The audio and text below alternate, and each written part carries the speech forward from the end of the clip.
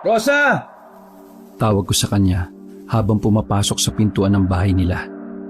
Nakita ko siyang nakaupo sa upuan sa may hapagkainan at umiinom ng kape. Good morning! Uy! Kape ba yan? Bawal sa'yo yan ah! Bawal yan sa buntis! Paalala ko sa kanya nang tuluyan na ako makapasok sa bahay nila. Nang makalapit ako sa kanya, ay nakita kong gatas pala ang kanyang iniinom. Ngumiti ako sabay lapag ng mga pinamili kong mga groceries sa ibabaw ng lamesa para sa isang linggo niyang supply. Binilhan rin kita ng prutas. May nagtitinda rin kasi ng manggang biyakin sa palengke kanina eh. Kaya bumili na rin ako. Siyempre, with alamang na luto na rin para mas masarap, di ba? Ang sabi nila, nakakapagpaganda raw ng kutis ng baby yung manggang hilaw. Pagkukwento ko sa kanya habang isa-isang inaalis sa mga supot ang mga pinamili ko. Gusto mo bang ipagbalat kita ng mangga? Nangangasim na rin ako eh. Naglalaway na yung mga gilagid ko. Pinagmasdan niya ako ng ilang segundo bago sumagot. Hiner, hindi pa talaga uuwi ang asawa ko? Malapit na ako manganak eh. Hindi pwedeng ikaw na naman ang nandito.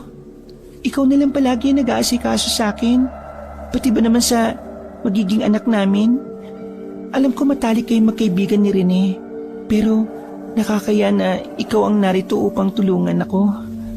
Alalayan at magbantay sa akin. Sa amin ang magiging anak niya. Nako, huwag ka mag-alala no. Hindi ko naman kayo pababayaan ng anak niya eh. Nangako kong aalagaan ko kayong dalawa habang nagtatrabaho si Rene para sa inyo. Kaya huwag mo masyadong isipin si Rene no.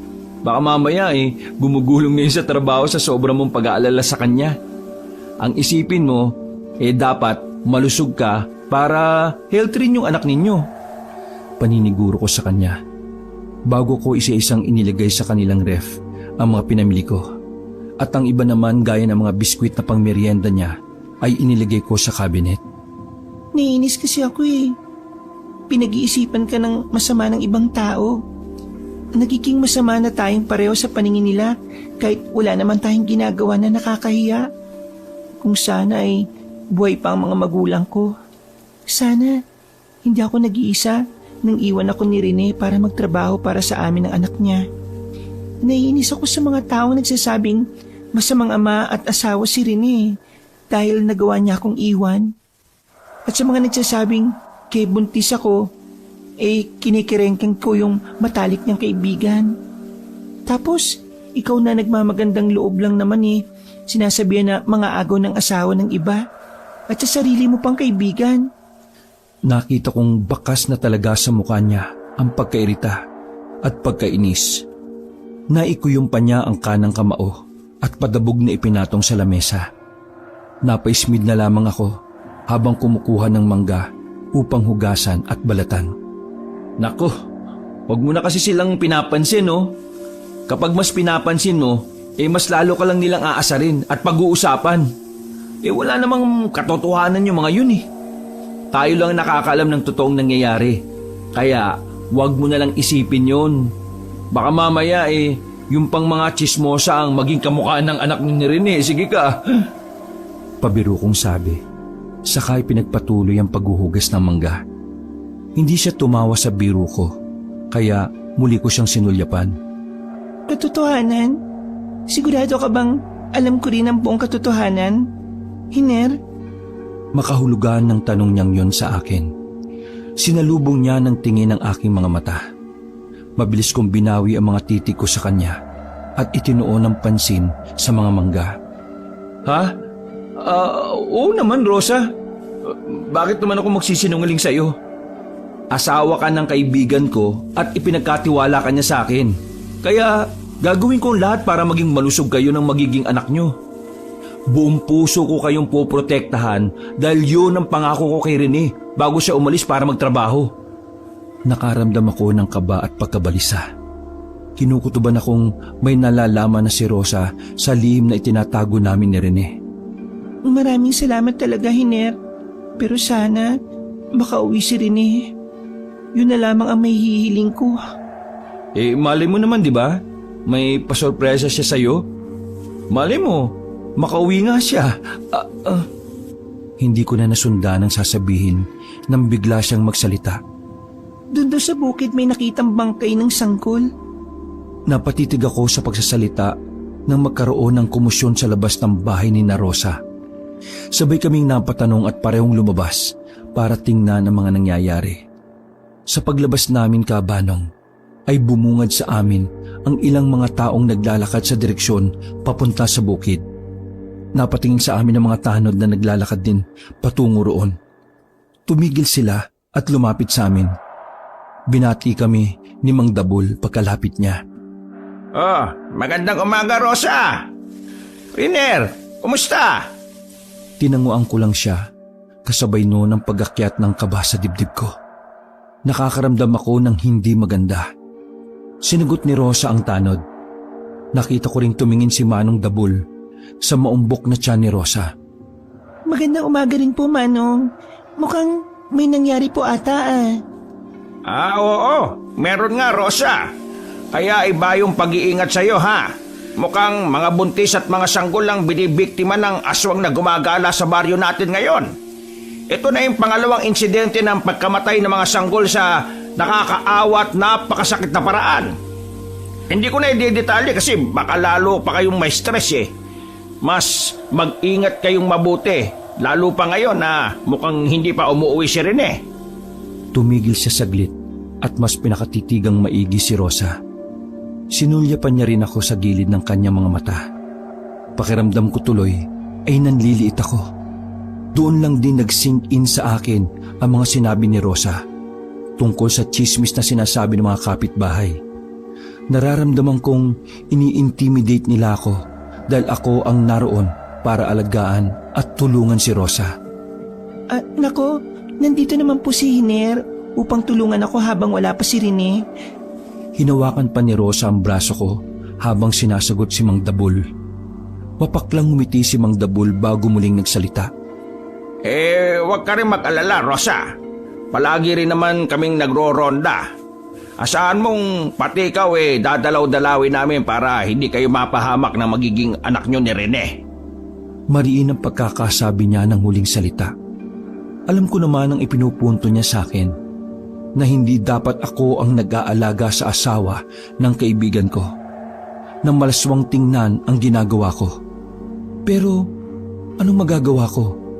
Alangang pabayaan ko ang mag-ina ng matalik kong kaibigan. Lalo pa at ibinilin niya sila sa akin. Maraming salamat po, Manong Dabul. Mukhang naintindihan din ni Rosa ang ipinahiwatig ng tanod sa amin. Kaya tinapos na niya ang usapan bago pa mauwi sa sagutan. Ngumiti at tumango na lamang si Manong Dabul bago nagpaalam sa amin ni Rosa. Mukhang may ipinagdidiinan si Manong Dabul Muntik ko nang himasin ang bibig niya kanina. Napatingin ako kay Rosa sa komento niyang yon, habang nakatanaw pa rin siya sa tanod na naglalakad ng palayo. Umismid na lang ako at nauna nang pumasok sa loob ng bahay. Sumunod din naman agad si Rosa sa akin. Rosa, ayos lang ba na maaga akong umuwi ngayon? Tanong ko sa kanya nang makalapit sa lababo upang ipagpatuloy ang naudlot kong pagbabalat ng mangga. Hindi ko na siya nilingon dahil ramdam ko naman ang presensya niya mula sa sala. Ayos lang naman. Sinulyapan ko siya sa gilid ng mata ko dahil iba ang tono ng pagsagot niya.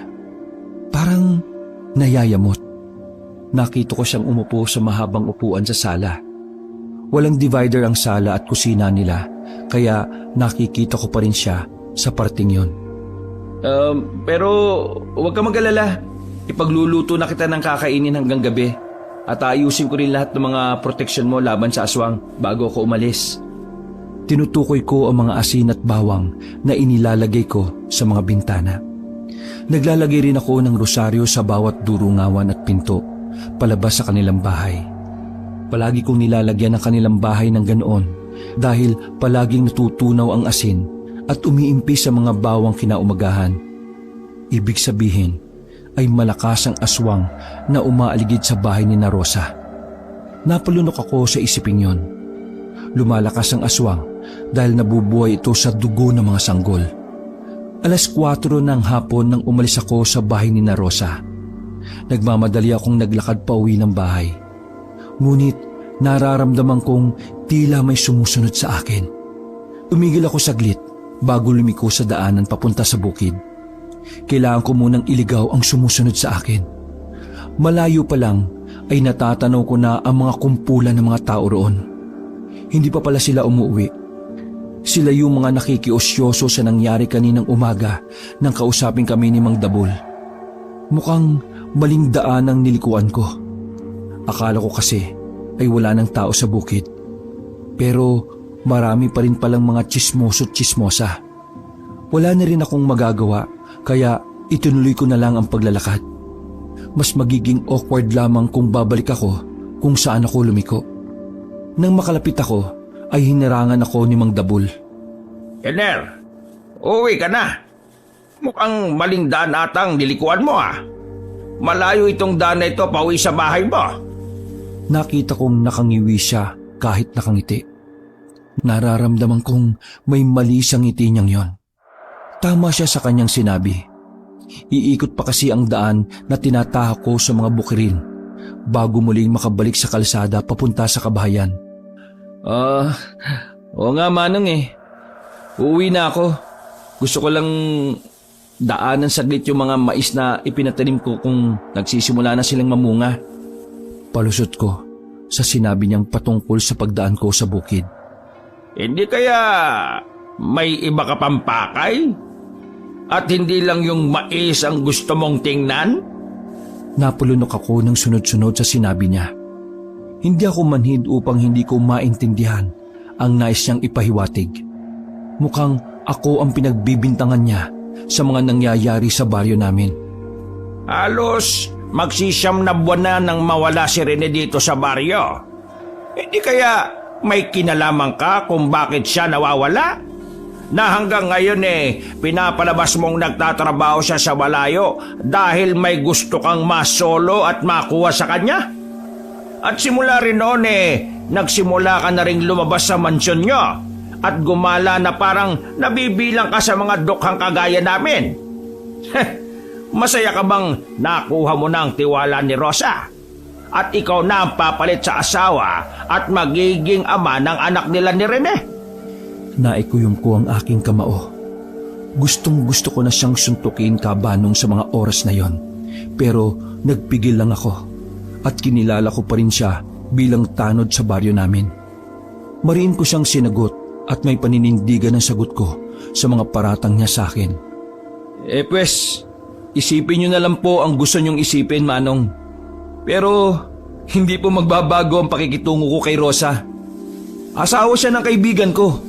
At dahil nasa malayo si Rene, ay ako muna ang mag-aalaga dun sa mag-ina habang wala pa siya. Totoo naman sa nakalipas na 9 na buwan ay doon lang ako naglalalabas ng bahay. May kaya ang pamilya ko kabanong pero hindi naman siguro yun rason para kasuklaman ako ng mga mas mabababa ang katayuan sa lipunan. Kahit kaawa-awa sila ay laging pinapaboran dahil sa simpatsya at hindi rin ako pwedeng maging mahina at hayaan na lang na saksakin nila ako sa likod.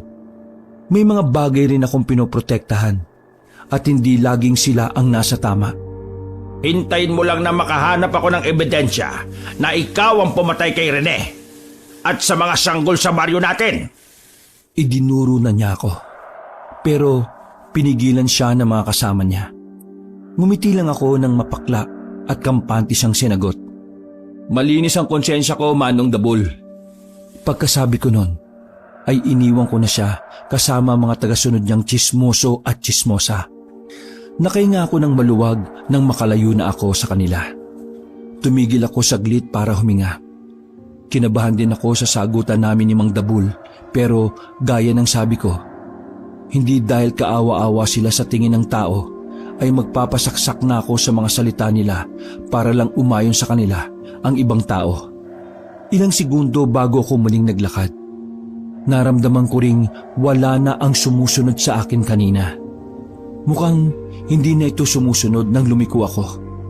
Nag-iisip ako kung nagkamali lang ba ako o baka nauna na ito sa bahay. Nagsimulang bumayo na naman na mabilis ang puso ko sa huli kong naisip. agad na akong tumakbo.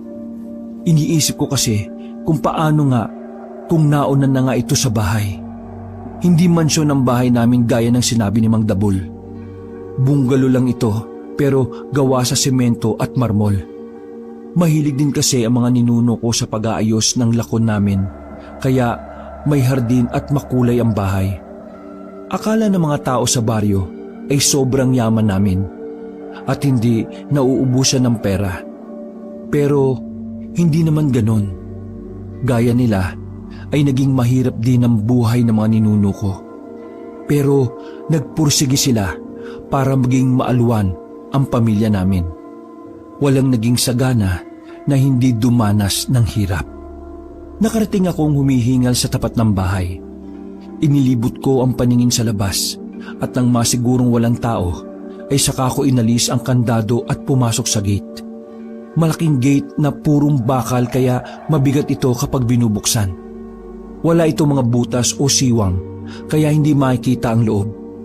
Matataas din ang pader na nakapalibot kaya siguradong nasabi ni Mang Dabul na mansyon ng bahay dahil hindi pa niya ito nakikita. Pero willing naman akong ipakita ito sa kanya sa umaga. Wag lang sa gabi.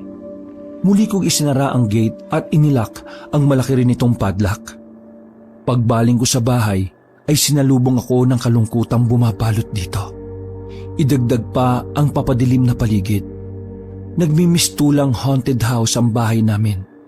Ipinikit ko saglit ang mga mata at dinama ang hanging kagyat na umihip. Sa tingin ko kahabanong ay may pahiwatig yun. Nagmadali akong naglakad papunta sa likod bahay at pumasok sa bodega. Kahit alam kong walang tao, ay siniguro ko pa rin walang nakapasok sa bahay bago ko pumasok doon. Mabilis kong tinungo ang lihim na pintuan sa sahig ng bodega. Bakal din ang pansara nito, kaya hirap din akong magbuhat. Bumaba ako agad pagkabukas ko ng takip. Inaninag ko ang mga baitang ng hagdan mula sa malamlam na ilaw galing sa bodega. Hanggang sa matanaw ko na ang liwanag sa silid sa loob ng lihim na lagusan. Kinabahan ako nang mapagtantong nakabukas ang kwarto. Nagmadali akong bumaba at pumasok doon. Bumungad sa akin ang mga nasira at mga nagkalat na mga gamit. Halos maduwal ako nang makitang may nagkalat ding patay na hayop na lasog-lasog ang katawan at nagkalat pa ang ilang parte ng laman at bitukan nito sa sahig. Amoy malansa at nabubulok na karni na rin ang loob ng silid. Hinanap ko siya ng tingin sa kabuuan ng silid hanggang sa makita kong nasa isang sulok. Mas lalong umigting ang kaba ko nang makitang hindi na siya nakagapos. Nakaupo siya sa gilid, nakasandal sa pader, nakayuko ang ulo at madilim ang kanyang aura. Mukhang may bumabagabag sa kanya. Lumapit ako sa kanya. Umupo ako upang ipantay ang sarili ko bago ko siya kwelyuhan at digil na kinausap. Anong nangyari? Paano ka nakawala? Pangalawa na to rin ha? Binitiwan ko siya na may kasamang paghagis. Narinig ko ang pagtama ng likod niya sa pader pero hindi man lang siya nasaktan. Para siyang lantang gulay na tumalbog at lumaylay na lang sa semento. Kaya pala kanina pa ako kinakabahan kasi nakatakas ka na naman kagabi. Kaya pala nalusaw at umimpis na naman ang mga asin at bawang sa bahay ninyo dahil doon ka na naman umaligid sa bahay ninyo. Paano kung... Hindi ko na naituloy ang sasabihin dahil naisip ko ang kahindik-hindik na itsura ni Rosa kung sakaling nalapitan niya ito. Pero buti na lang. Buti na lang maayos pa rin sila. Pinagpapasalamat ko talaga na hindi mo sila nasaktan. Ener, na-miss ko na yung asawa ko. Nang masabi niya yon, ay bigla na lamang siyang napahagulgol. Nakonsensya naman ako agad sa ginawa kong pagkwelyo at pananakit sa kanya. Alam ko, naintindihan kita rin At nangungulila rin siya sa'yo. Pero hindi ko kayang umuwi sa kanila, Hiner. Wala na akong mukhang may papakita sa mag-ina ko. Dahil isa na akong mamamatay tao.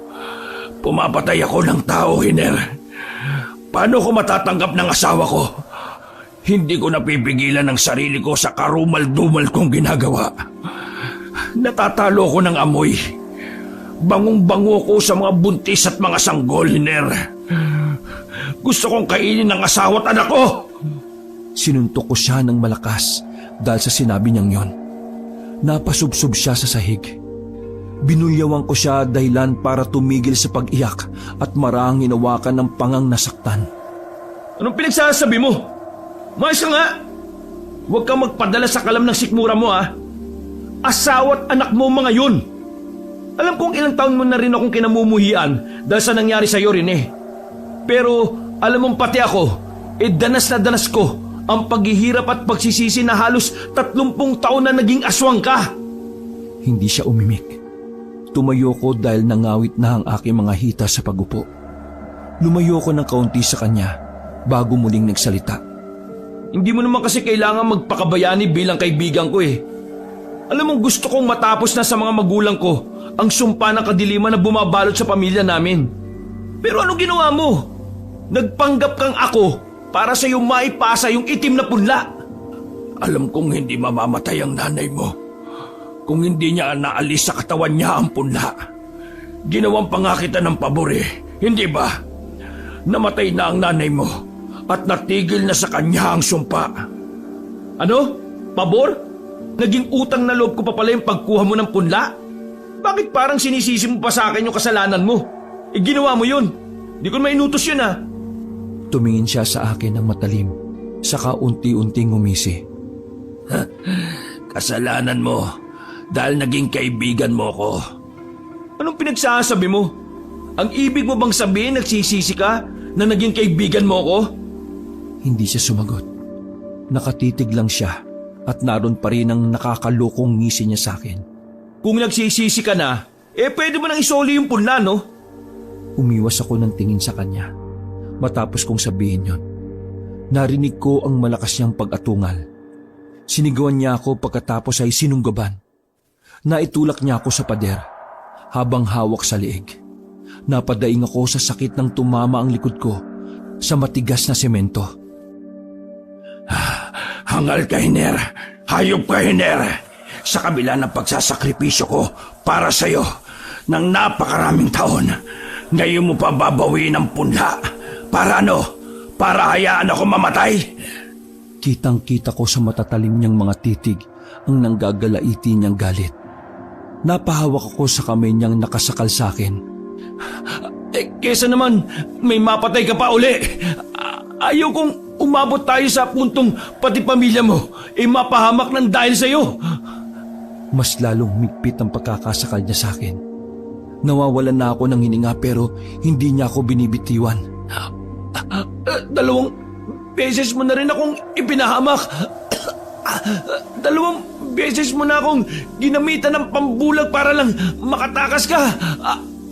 Anong klase kang kaibigan? At nililinlang mo ko gamit ang kapangyarihan mo. Hindi ako tumigil sa pagsasalita kahit ramdam kong galit na siya. Gusto kong magising siya sa katotohanan dahil alam kong nabubulagan na siya sa pagiging aswang niya.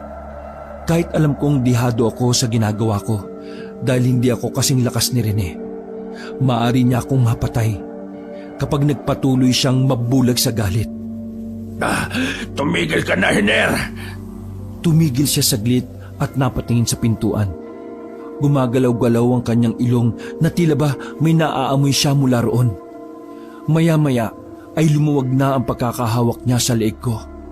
Pero hindi pa rin niya ako binibitiwan.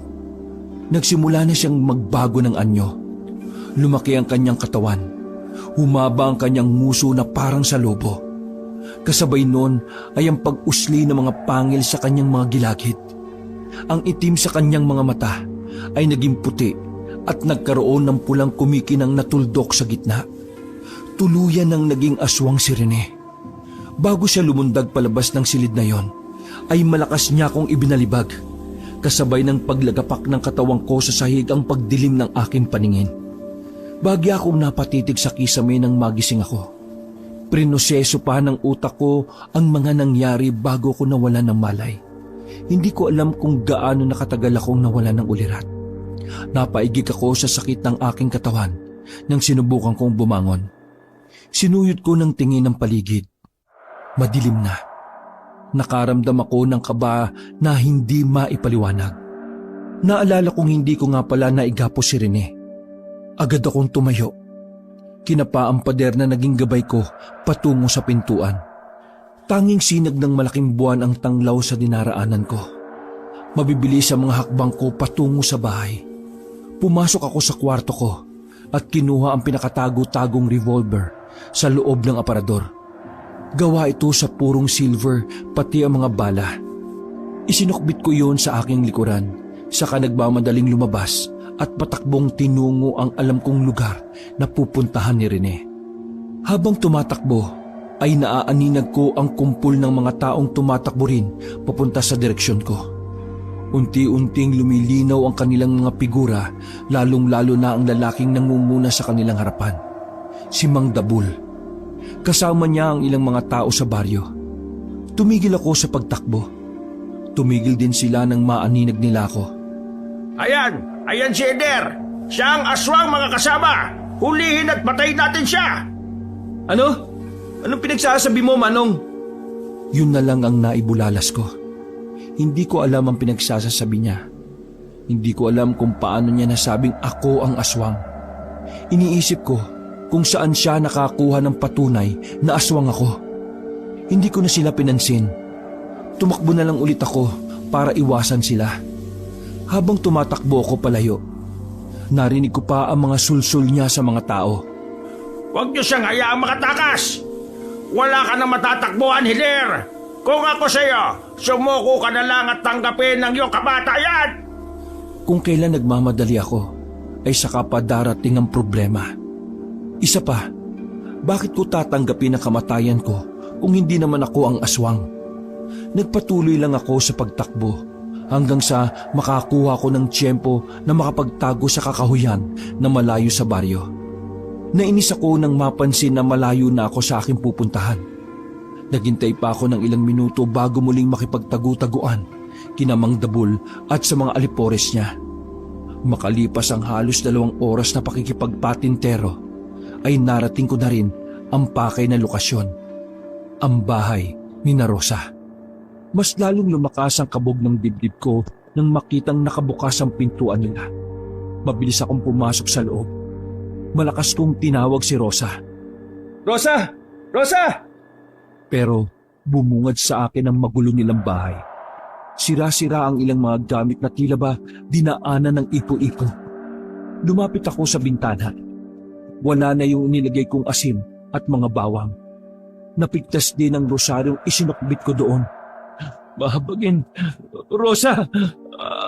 Anong nangyari? Nanlaki ang mga mata ko na lahat ng mga nilagay kong proteksyon ni Rosa ay nasira at nawala. Iniisip kong baka si Rosa ang gumawa nun. Pero hindi ko alam kung bakit niya gagawin. Lalabas na sana ako na makarinig ng may hinang panaghoy. Sinundan ko ang pinanggagalingan nun hanggang sa makakita ko ng pulang likido na nagkalat sa sahig ng kwarto. Mabilis kong hinawi ang kurtinang tumatabing sa pintuan. Tumambad sa paningin ko si Rosa na nakahiga sa sahig. May dugo sa laylayan ng kanyang suot niyang bestida. Doon galing ang pulang likido na kumakalat sa semento. Rosa! Nilapitan ko siya agad at binuhat para ihiga sa kama. Pagkababa ko sa kanya, ay saka naman may malakas na lumagabog sa bubong ng bahay. Tumakbo ko upang isara ang pinto at mga bintana. Muli kong nilagyan ng asin ang mga bintana at pintuan. Maya-maya pa ay narinig ko ang pag-atungal ng aswang sa itaas ng bubong. Hayop ka rin eh! Papatayin mo ba yung mag-ina mo? Naiinis kong sigaw sa kaibigan ko. Alam kong siya yon. Pero anong magagawa ng inis ko? Hindi ko maitakbo si Rosa sa ospital kahit mukhang nanganganib na sila ng anak niya dahil nakaantabay sa labas ang asawa niyang aswang. Binalikan ko si Rosa sa loob ng kwarto nila. Tinapik-tapik ko ang pisngi niya para gisingin. Rosa! Rosa! Naririnig mo ba ako? Nakahinga ako ng maluwag nang magmulat siya ng mata, pero nangihina siya. Napahawak siya sa kanyang tiyan saka napaliyad at pumalahaw. Hiner, si Rene. Rosa! Rosa! Anong nangyayari? Napahawak na rin ako sa kanyang tiyan at nararamdamang naninigas yun. Hiner, mga anak na yata ako. Ang tiyan ko, ang baby ko. Si Rene! Si Rene! Pareho kaming natigalgal nang lumakas ang kalabog sa itaas ng bubungan. Kasabay noon ng malalakas at mahabang tunog ng ik-ik. Napabitaw si Rosa sa damit ko. Napabaling-baling siya sa kama. Wag! Wag, Rene! Wag ang anak natin, parang awa mo na! Nagulat ako sa sinabi ni Rosa. Nanlalaki ang mga mata ko sa pagkabigla. Alam mong si Rene ang aswang? Bumaling siya sa akin matapos kong tanungin at tinitigan ako sa mga mata. Sinundan kita, kaya nalaman ko. Nag-iisip ako sa sinabi niya. Nangunot ang noo ko. Sinundan? Kailan? Litong-lito ako, Kabanong. Magtatanong pa sana ako pero bigla siyang sumigaw. Basta, Hiner! Nataranta ako sa sigaw niyang yon. Isama pa na gusto nang sirain ni Rene ang bubungan ng bahay nila. Panay ang paglagabog niya sa itaas. Alam kong pinipigilan din ng kaibigan ko ang sarili niya kasi kung talagang gusto niyang sakta ng asawa at anak niya, ay kanina pa sana nawarak ang bubungan nila. Teka, Rosa, anong gagawin ko? Wala akong alam sa ganito. Binitiwan niya ako at kumapit sa headboard ng kanilang kama. Ipag-init mo na lang ako ng tubig. Tapos, hanapan mo ako ng mga bimpo o tuwalya na gagamitin. Utos niya sa akin sa bawat malalalim niyang paghinga. Agad na akong lumabas ng kwarto upang gawin ang mga inuutos niya. Mula sa kusina ay narinig ko ang malakas na pagsigaw ni Rosa, kasabay ng kanyang pag-iri. Inalis ko muna ang baril na nakasukbit sa likod ko at inilagay sa ibabaw ng lamesa. Pagkatapos ay isinalang ang malaki nilang kasirola na pinuno ko ng tubig. Saka ko naghanap ng planggana at mga bimpo na gagamitin. Nang makahanap na, ay muli akong bumalik sa kwarto nila. Rosa, narito na yung tuwalya at bimpo. Yung tubig, kasasalang ko lang ha. Ano pang gagawin ko? Lumapit ako sa kanya at nakitang basang-basa na siya ng pawis. Kumuha ko ng isang bimpo at pinunasan siya. Kumapit siya ulit sa akin at mahigpit na humawak sa damit ko. Hirap na hirap siya sa pag-iri, Kabanong. Kada iri at pagsigaw niya ay kumakalabog at nagwawala rin ang aswang sa bubungan. Napatitig ako sa itaas upang siguraduhin hindi nabubutas ang bubong. Isang malakas na pag-iri pa bago tuluyang bumitaw si Rosa sa damit ko. Napahiga siya sa kama kasabay nun ang impit ng pag-iyak ng sanggol. Napalunok ako nung tumingin sa bandang paanan ni Rosa. May nakikita akong gumagalaw sa loob ng bestida niya. Mas lalong nagwala ang aswang sa itaas. Napatingin muna ako roon bago muling bumaling kay Rosa. Rosa! Rosa! Kinakabahan ako dahil nakapikit siya at parang hindi na humihinga. Marahon ko siyang niyugyog. Hiner, yung baby, magpapahinga lang ako saglit. Nakahinga ako ng maluwag nang bumulong siya.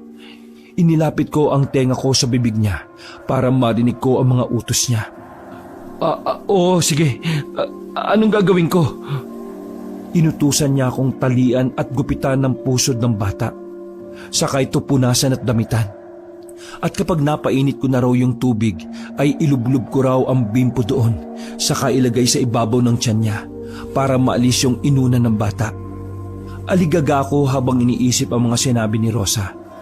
Nang tingnan ko ang tubig na iniinit ko, kinuha ko na yon at dinala sa kwarto. Nagiinit ang mukha ko habang ginagawa ko ang mga sinasabi ni Rosa. Lahat kasi ng mga ito ay una kong nakikita at nagagawa. Ay huli ko na sana itong mararanasan dahil sobrang nakakakaba. Nang matapos ko mga inutos ni Rosa, ay inilapag ko na sa tabi niya ang kanilang anak. Rosa, congratulations. Babaeng anak niya ni Rene. May munting luhang kumawala sa aking mga mata at naisip ko kagad ang matalik kong kaibigan. Binati ko rin siya sa isipan ko. Sa wakas ay tatay na ang kaibigan ko. Napatingala pa ako sa bubungan at napangiti. Lalong nagwala ang aswang sa bubungan. Sa pagwawala niya ay tuluyan na itong bumagsak sa loob ng bahay. Malakas na lumagapak ito sa semento sa eksaktong paanan ni Rosa bumagsak. Mabilis kong kinapa ang baril ko at naalalang inilapag ko pala yun sa lamesa sa kusina. Rene, Bulalas ni Rosa nang makita ang asawa. Mabilis niyang kinuha ang kanyang anak. Kukuhanin ko sana ang sanggol at aalalayang tumayo si Rosa pero bigla akong binangga ni Rene. Tumilapon ako at tumama sa pader. Hiner! Pinilit ko kagad tumayo sa kabila ng masakit kong katawan. Panay ang pagmamakaawa ni Rosa kay Rene. Pinakikiusapan niyang bumalik na ito sa pagiging tao. Nagpakilala rin siya sa pag-aakalang baka hindi siya nakikilala ni Rene dahil ang asawa niya ay nasa aswang na anyo. Magulgol na si Rosa habang takot na takot sa papalapit na aswang. Wala akong sinayang na oras. Dinamba ko si Rene. Kahit wala akong laban sa kanya, ang mahalaga ay mailigtas ko ang mag-ina niya mula sa kanya. Bilis, Rosa! Tumakas na kayo! Bilisan mo, kunin niyo ng anak niyo! Nahawakan ni Rene ang damit ko at mabilis niya akong hinatak saka ibinalibag sa kama. Mabuti na lang at nakaalis na roon si Rosa bago ko saktan ni Rene. Sa lakas ng puwersa ng pagkabagsak ko ay nasira ang kama nila. Masyadong malakas si Rene kapag aswang siya. Susundan na sana ni Rene ang asawa niya kaya nagkunyapit ako sa hita niya. Hindi ako papayag na saktan mo ang pamilya mo. Nangako kong poprotektahan ko sila. Kaya rin bago mo sila masaktan, ay dadaka muna sa bangkay ko. Hinatak ulit ako ni Rene nang subukan kong suntukin siya. Ipinantay niya ako sa mukha niya. Galit na galit siyang umatungal sa mukha ko bago niya ako muling ibinato. Bumagsak ako sa lamesa sa kusina. Pinipilit kong bumangon pero hindi na sumusunod ang katawan ko. Nilingon ko si Rene. Nakita ko siyang papalabas na ng bahay. Nakita ko si Rosa sa labas dahil nakabukas ang pinto kaya sa abot ng boses ay sumigaw ako. Rosa! Takbo, bilis! Lumayo ka na dito! Sinusundan ka na ni Rene! Pinilit ko pa rin bumangon pero mga daliri ko na lang ang naigagalaw ko. Wag! Wag! Rosa! Rosa! Nakarinig ako ng malakas na putok ng baril, kasabay noon ng malakas sa pag-atungal ng aswang. Muli kong sinulyapan ang nangyayari sa labas. Eksaktong paglingon ko ay ang paghampas ng kamay ni Rene kay Rosa. Lalo siyang nagalit dahil nagawa ni Rosa na paputokan siya ng baril. Hindi! Hindi! Nilukuban ako ng kakaibang enerhiya na nagmumula sa galit ko. Maraan akong bumangon. Ang galit ko ay nakatuon na kay Rene dahil sinaktan niya ang kanyang mag-ina. Mabilis na hinanap ng paningin ko kung saan bumagsak si Rosa. Nag-aalala rin ako sa bata. Hindi na ito umiiyak. Nanginig ako sa isipin na patay na ito at si Rosa. Hindi ko mapapatawad ang sarili ko kapag nangyari yon. Nakita ko si Rosa na nakahandusay ilang metro ang layo mula sa kanilang bahay. Lalapitan ko sana siya pero narinig kong may paparating. Pinag-uusapan nila ang narinig na putok ng baril na nagmula sa kinaroroonan namin. Kaya nagmamadali silang pumunta. Nakita kong naalarma uli si Rene at nauna nang lumayo sa lugar. Kinuha ko muna ang baril ko na ginamit ni Rosa bago sumunod sa direksyong tinahak ng kaibigan kong aswang. Humahangos akong nakarating sa bahay kabanong. Sa pag-aakalang doon bumalik si Rene. Hindi ako nagkamali. Nakita ko siyang nakatayo sa may hardin. Naaninag ko sa malamlam na sinag ng buwan na may tama siya ng bala sa sikmura. Halata kong nangihina siya. Malalalim ang kanyang paghinga. Rene, tapusin na natin to! Itinuto ko sa kanya ang baril.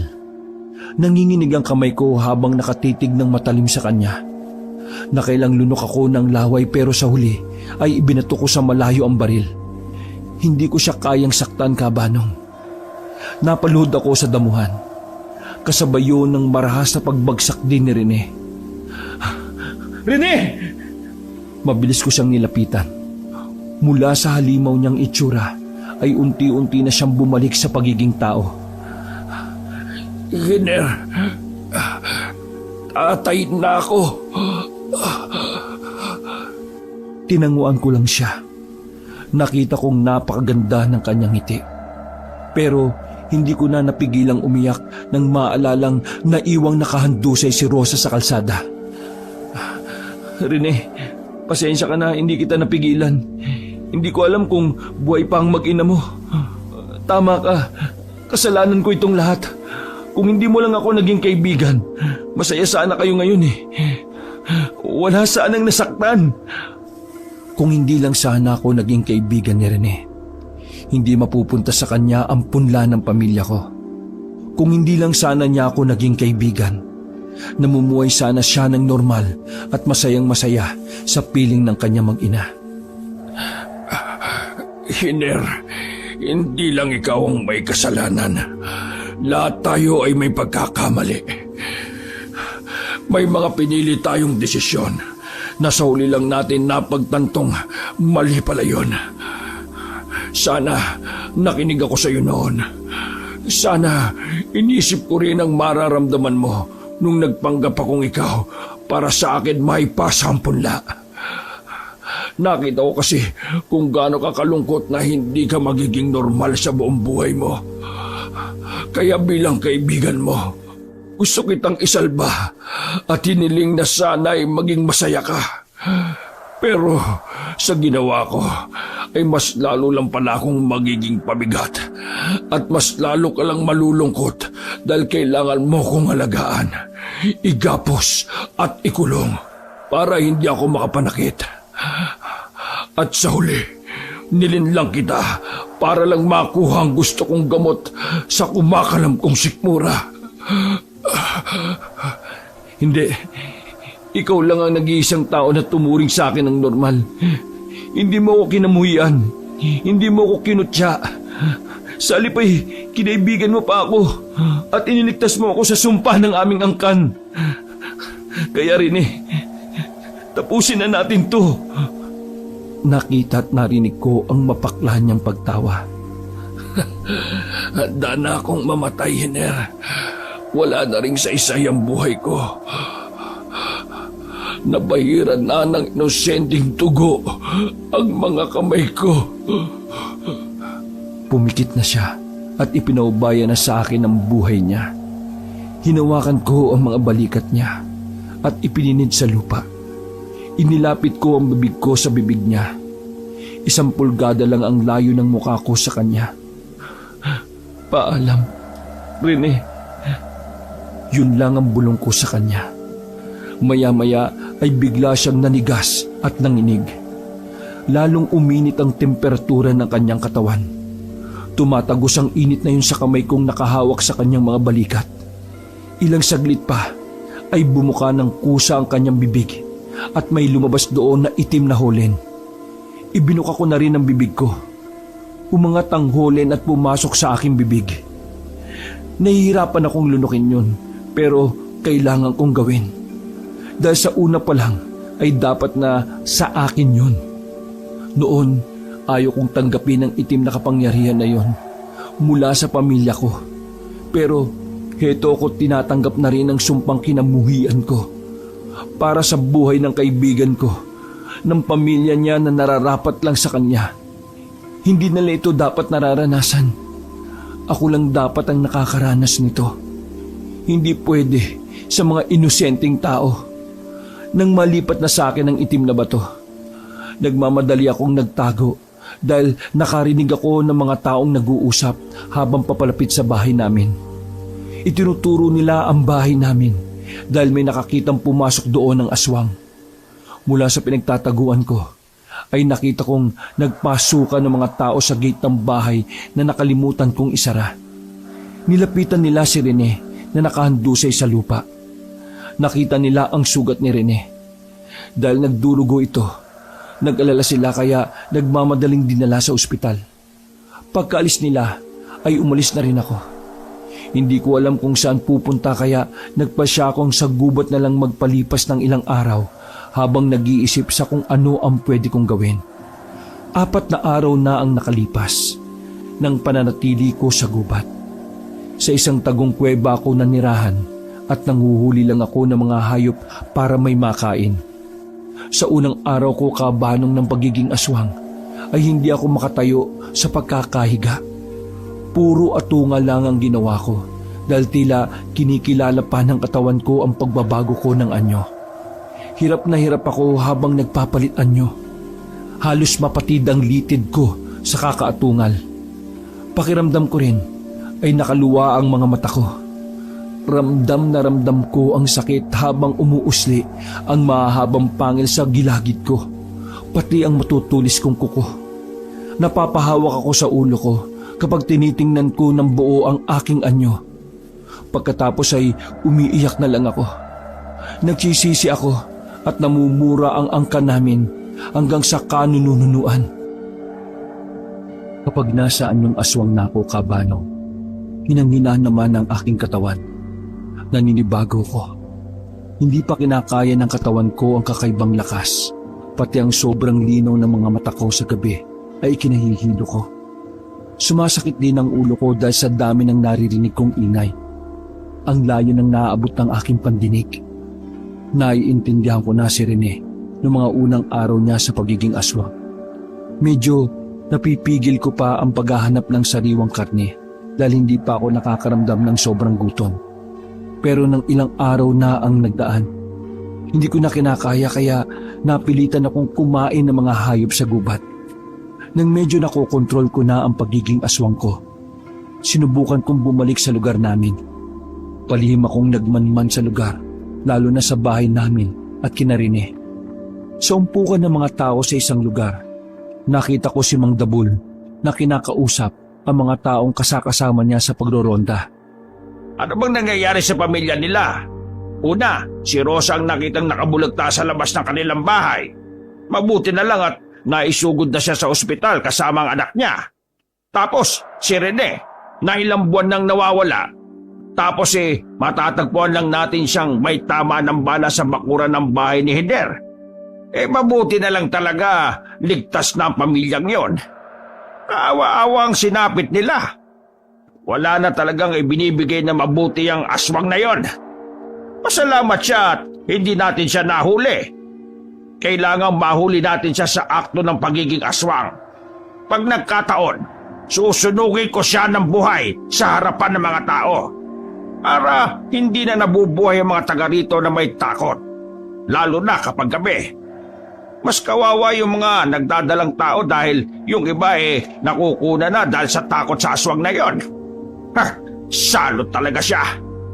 May mga taong sumang-ayon sa mga sinabi niya. Nagplano sila na mas palalawigin ang pagroronda tuwing gabi.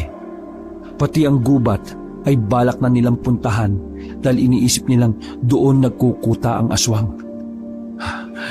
Hindi na ako ligtas sa lugar na ito. Kailangan ko na talagang lumayo. Kailangan ko munang makausap si Rene para makapagpaalam at maibiling ko sa kanya ang bahay namin. Isa-isa na silang nag-alisan. Kinuha ko na ang pagkakataon na yun para puntahan ang matalik kong kaibigan. Ilang minuto ko lang tinakbo ang bahay nila. Mula sa malayo ay tinanaw ang bahay. Nakita ko si Rene na nasa labas ng pintuan at kumakatok. Hindi maipinta ang kanyang mukha. Nagmamakaawa siya sa asawa niyang kausapin siya. Muntik kong makalimutan na alam na nga pala ni Rosa na aswang si Rene. Kaya marahil ay natatakot si Rosa na harapin siya. Nagmamadali akong lumapit sa bahay nila. Tinabihan ko si Rene at gulat na gulat siya nang makita ko. Hiner! Ninitian ko lang siya at bahagyang tumango. Pagkatapos ay kinatok ko na ng pinto at tinawag si Rosa. Maya-maya ay narinig namin ang pagsagot ni Rosa mula sa loob ng bahay. Nanginginig ang boses niya pero may tono na tila nabuhayan ng loob. Parang naging masaya nang marinig ang boses ko. Sinambit niya ang pangalan ko kasunod nun ay ang yabag niyang palapit sa pintuan. Nang mabuksan na niya ang pinto, Napatras siya nang makitang kasama ko si Rene. Oh, huwag ka matakot, Rosa. Papasukin mo kami. Marami kang dapat na malaman. Dahil sa akin ay nagtiwala si Rosa. Pinapasok niya kami pero pinangingilagan niya ang sarili niyang asawa. Naupo siya malayo ang agwat sa amin ni Rene. Bago pa ako magsalita, ay naunahan na ako ni Rene.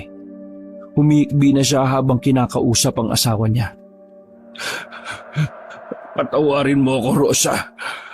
Patawad kung nagsinungaling ako.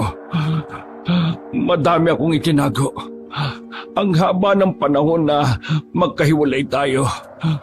Wala akong ibang masabi kung hindi ang patawarin mo ko. Pero sana, bigyan mo ba ako ng isang pagkakataon?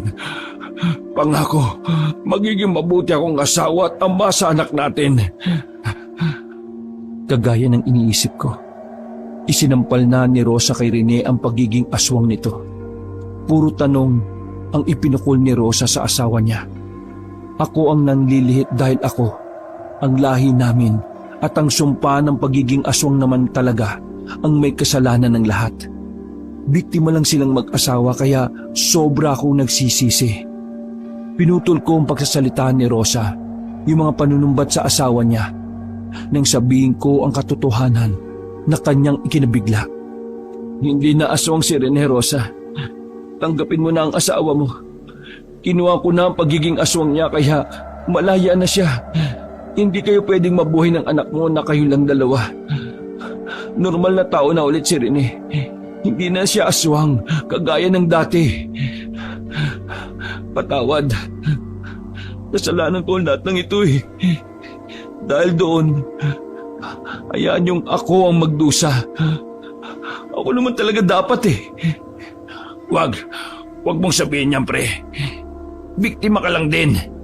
Walang may gusto sa atin ng pagiging aswang na yan. Hindi tayo dapat nagdudusa ng ganito. Ayoko nito. Wala na tayong magagawa rin eh. Nandito na ito eh. Kaya alam pala ako nagpunta dahil gusto ko nang magpaalam sa inyo. Mamuhay kayo ng masaya at ipangako nyo sa akin yun, ha? Anong binabalak mo? Hindi na ako pwedeng magtagal dito. Kumukulo na ang dugo sa akin ni Mang Dabul. Hindi na siya titigil hanggat hindi ako nahuhuli. Balak niya akong sunugin ng buhay sa harapan ng mga tao. Kaya kailangan ko nang magpakalayo-layo. Hayaan niyo na lang na kumalat ang tungkol sa pagiging aswang ko para matakpan na ang nangyari sa inyo. Para makapamuhay kayo ng normal. At saka pre, pagkaalis ko, susunugin mo ang bahay ko ha, para wala na akong balikan pa. Pagkasabi ko noon, ay tumayo na ako. Sakto namang narinig ko ang boses ni Mang Dabul sa di kalayuan. Sinabi niyang dadalaw sila kay Rosa para kumustahin ang mag-ina. Kailangan ko nang umalis. Papalapit na sila. Hindi nila ako pwedeng maabutan dito. Hindi nila pwedeng malaman na alam niyong aswang ako. Sigurado idadamay nila kayo. Bago ko umalis, ay naramdaman ko ang mahigpit na paghawak ni Rene sa braso ko. Pagkatapos ay bigla niya akong niyakap ng mahigpit. Pre, patawad. Pero pangako, gagawa ko ng paraan para matulungan kita. Kagaya nung kung paano mo ko tinulungan nung ako ang aswang. Hindi ako papayag na mamuhay kang demonyo sa paningin ng iba. Hindi yung totoo. Wala silang alam sa nangyayari sa buhay natin. Ang alam lang nila ay mangutya, magchismis, manumbat. Pero hindi nila alam kung paanong maging mapang-unawa. Hindi nila maintindihan dahil hindi sila tayo eh. Walang makakaalam nito, kundi tayo lang. Kung dinamayan mo ko, pre, isang malaking bagay na yun sa akin. Sobrang nagpapasalamat ako. Pero ang ugnayan nating dalawa, tinatapos ko na dito. Paalam sa inyo at salamat sa lahat. Bago tuluyang umalis, ay nginitian ko pa si Rosa at ibinili na alaga ang mabuting anak niya dahil napakaganda nitong bata. Tumutulo ang luha ko habang nililisan ang lugar. Mabilis akong pumunta sa gubat at bumalik sa kuweba. Doon ko ibinuhos ang emosyon ko. Pinagsusuntok ko ang lupa. Wala na akong pake kahit tumama sa bato ang aking kamao. Tumigil lang ako nang hindi ko na kayang isuntok ang kamao ko dahil sa sugat nito. Halos nabalatan na. Naupo na lang ako at sumandal sa kuweba. Nakatunga nga sa langit. Hanggang sa sumapit ang gabi. Ang gabing hindi ko pinangarap na dumating pa. Kung sana may isang lugar na hindi gumagabi para mahina lang ako palagi. Naalala ko na naman si Rene ng oras na yon. Alam kong kaya ayaw niyang isuoli sa akin ang punla dahil akala niya ay mas magiging malungkot ako. Akala niya ay ikamamatay niya kaya sisisihin ko na naman ang sarili ko. Pero mali siya. Hindi talaga siya mamamatay dahil hindi naman nananalaytay sa dugo niya ang dugo naming mga isinumpa. Kapag binawi ang punla, mabubuhay lang ulit siya ng normal. Yun ang dahilan kaya natakot din akong bawiin noon. Yung takot ko na may halong inggit. Kasi siya, magiging normal lang ulit ang buhay niya. Pero ako, ikamamatay ko yon. Gabi na, mas malakas na ako. Mas dumoble ang aking mga pandamdam. Kumakalaman tiyan ko, kaya lumabas ako sa kuweba para maghanap ng hayop na makakain. Habang ginagalugad ko ang gubat, narinig ko na ang grupo ng mga taong nagsisipagronda. Talagang tinutuon ni Mang Dabul ang pagroronda hanggang sa gubat Masyado siyang matapang. Ano kaya kung takutin ko ng kaunti? Dahil sa naisip kong kalokohan, pinuntahan ko kung nasaan na sila banda. Ilang metro ang layo ko sa kanila nang makita ko sila. Nagtago ko sa isang puno at saka umatungal ng malakas. Kitang-kita ko ang takot nila sa kanilang muka. Ang iba ay nanginginig pa habang hawak ang sulo. Pero matapang talaga si Mang Dabul. Nagawa pa niya akong hamunin na lumabas sa pinagtataguan ko. Aswang na duwag! Lumabas ka na sa pinagtataguan mo at harapin kami ngayon! Puro ka lang tago! Hindi ka lumaban ng patas! Nagagawa mo lang biktimahin ng mga mahihina! Anong laban ng sanggol?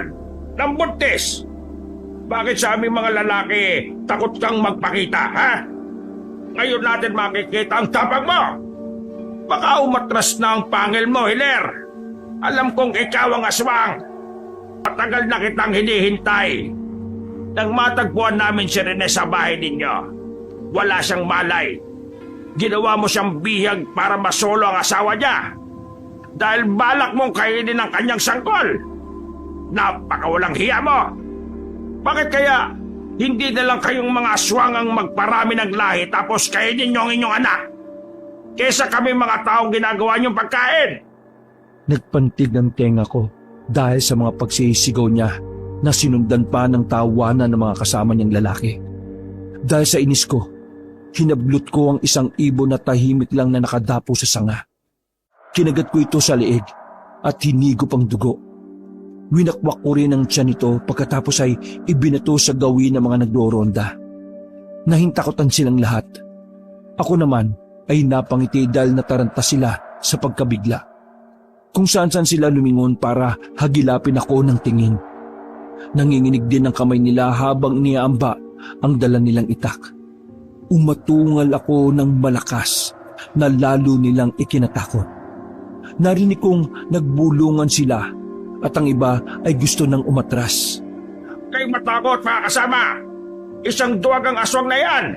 Kita nyo, gabi na pero hindi pa rin inilalabas ang sarili niya. Akala ko ba'y matapang ang aswang kapag gabi na? Siguro, saksakan ng pangit ang aswang na hinahanap natin. Kaya nahihiya siyang ilantad ang itsura niya sa atin. Lalo kong nainis kay Mang Dabul. Kung hindi lang ako nagpipigil na tumikim ng tao, ay kanina ko pa sila nilapa. Dahil sa inis ko, Kabanong, mas gusto ko silang takutin. Pabilis ako nagpalipat-lipat ng lugar habang umaatungal ng malakas. Kada may makikita kong hayop ay hinahablot ko at pinapatay, saka ibinabato sa kinaroroonan nila. Takot na ang mga kasamahan ni Mang Dabul. Inakala nilang napapalibutan sila ng mga aswang dahil sa ginagawa kong paikutan sila habang umaatungal. May ilan pa sa kanila na naihina sa takot.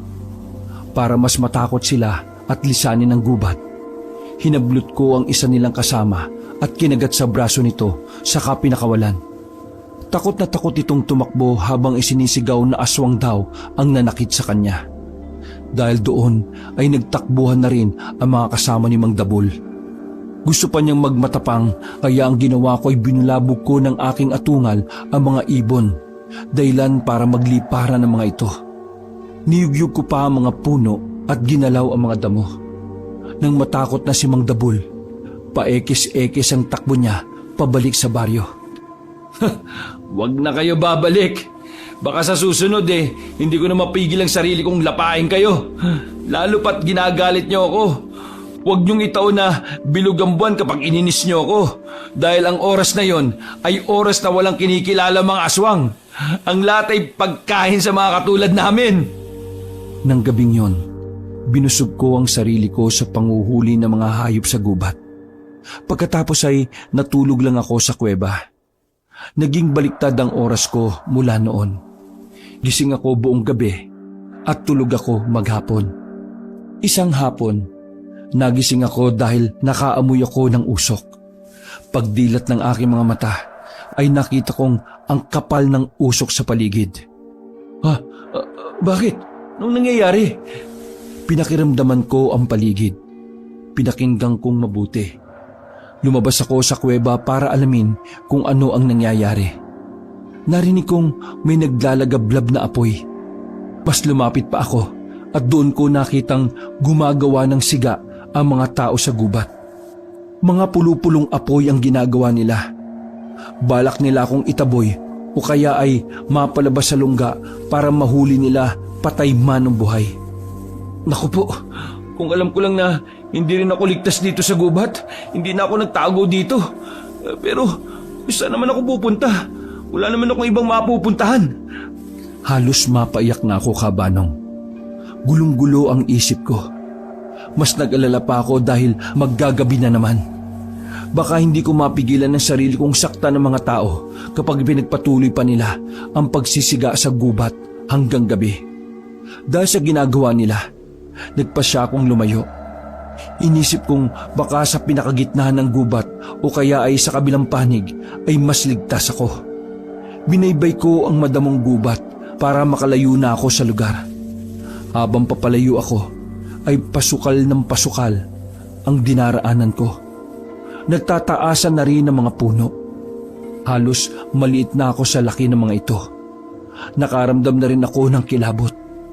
Sa kakalakad ko, ay nakaamoy ako ng mabango para sa aking pangamoy. Pero kung sa ordinaryong tao, malansang hayop ito. Kaagad kong hinagilap yon dahil kumalambigla ang aking tiyan. Paikot-ikot ako sa lugar hanggang sa makita ko na ang hinahanap ko. Isang nakatumbang baboy ramo ang nakita ko. Pero mas ikinagulat ko na kinakain ito ng isang lalaki. Umangil siya sa akin nang tinangka kong lumapit. Aswang ka rin? Nangunot lang ang noo niya sa tanong ko. Daan-daan siyang tumayo habang tinitingnan ako mula ulo hanggang paa. Huwag ka matakot. Hindi naman ako nananakit Sa tingin ko, magkatulad tayo. Aswang din ako. Bakit ka pala nandito sa gubat? Hindi niya ako sinagot. Sa halip ay sinugod niya ako. Nung una ay panay iwas ko lang sa kanya dahil iniisip ko na baka magkasundo kami. Pero mukhang hindi yata dahil galit na siya. Wala na akong nagawa kundi ang labanan siya. Nagpambuno kami.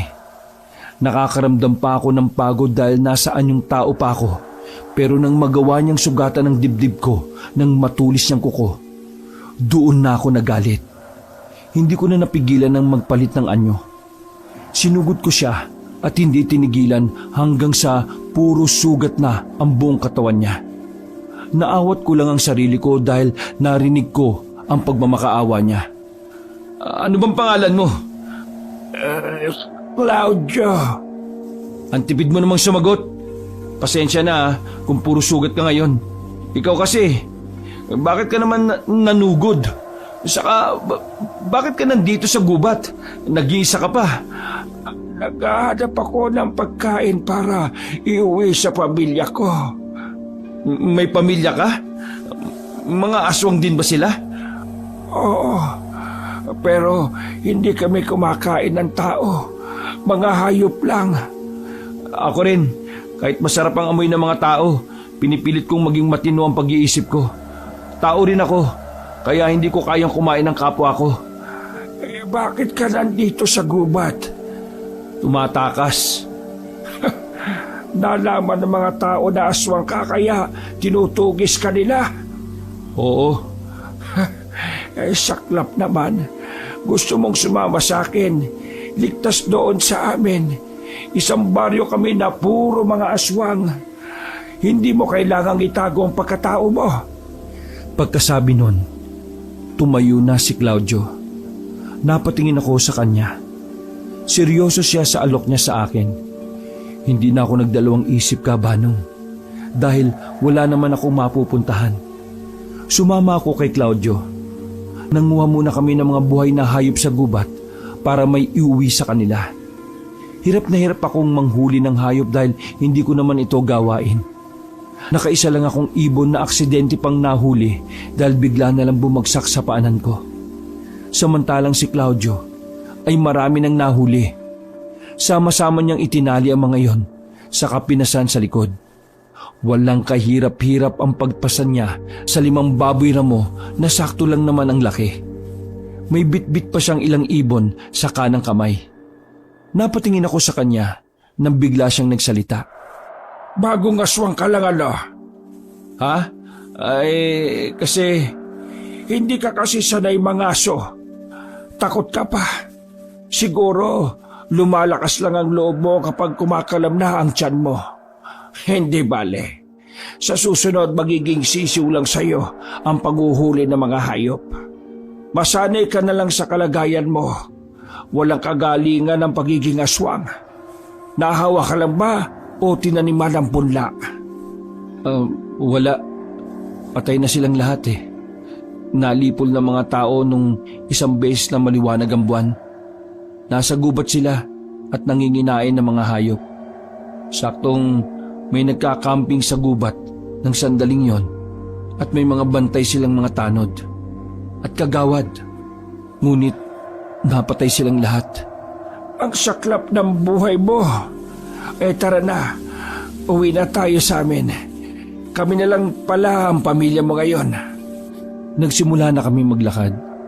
Sa lawak ng gubat, hindi ko na alam kung saan-saan kami nagsuot. Basta sunod lang ako ng sunod kay Claudio. Kung hindi nga lang ako aswang, Kabanong, sa malamang lawit na ang dila ko sa kakasunod sa kanya. Dahil napakabilis talaga niyang maglakad.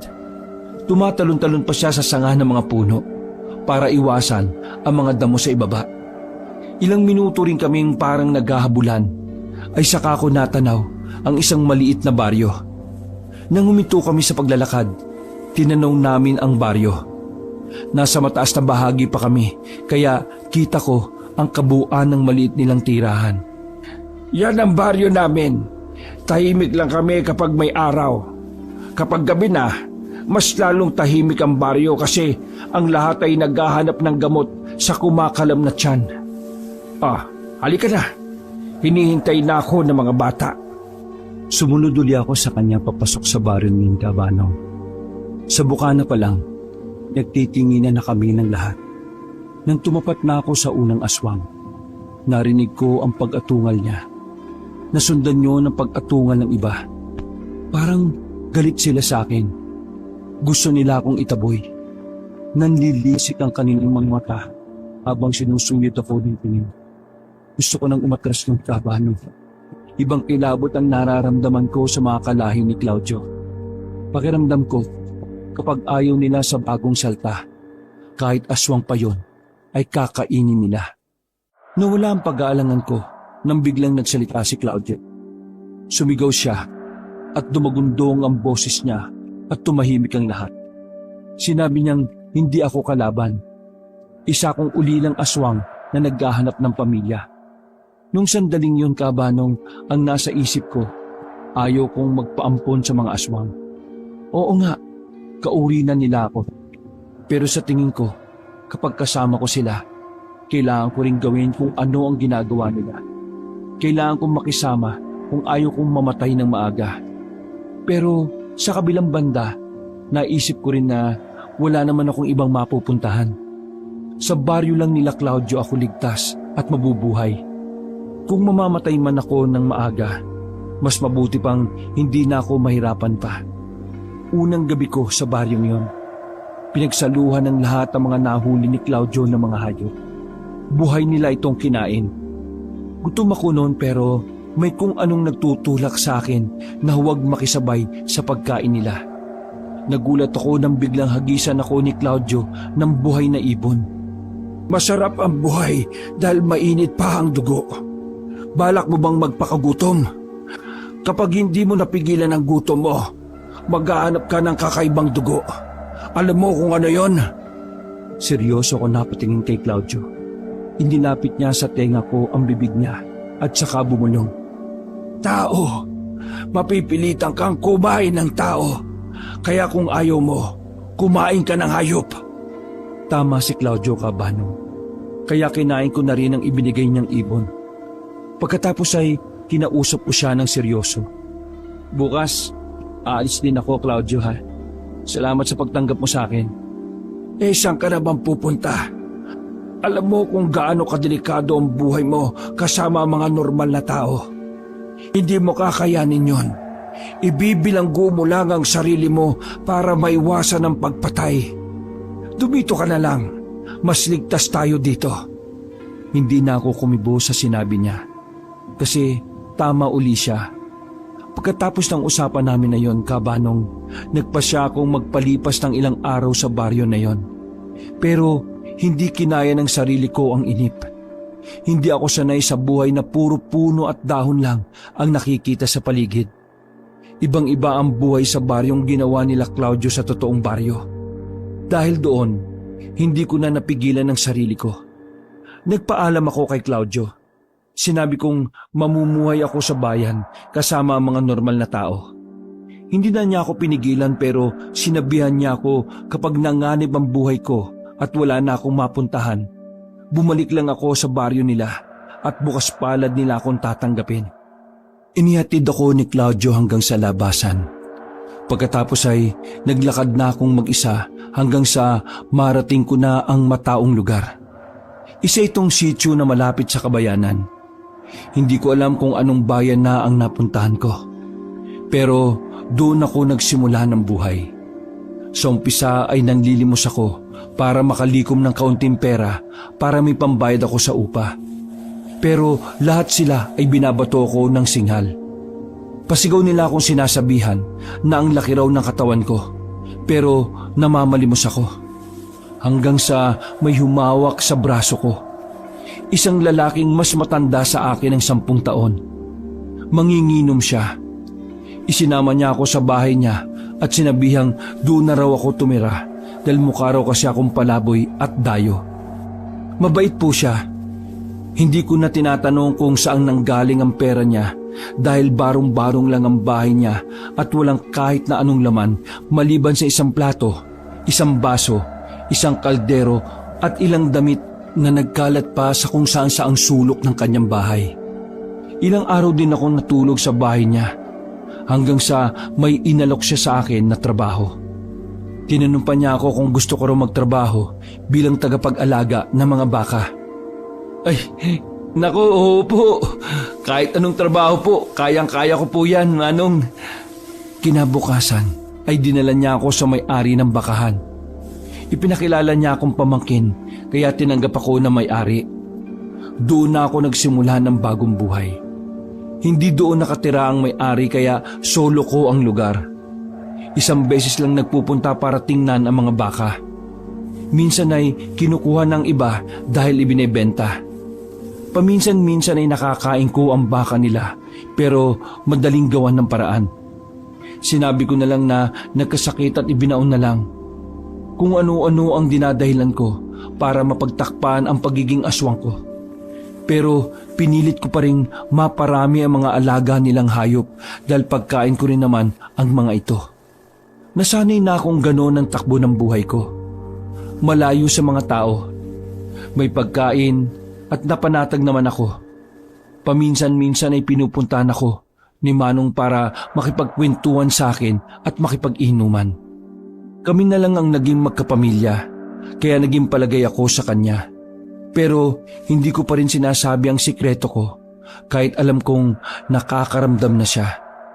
Mas mainam nang wala siyang alam para sa kaligtasan naming dalawa. Wakas. Rosa! Tawag ko sa kanya habang pumapasok sa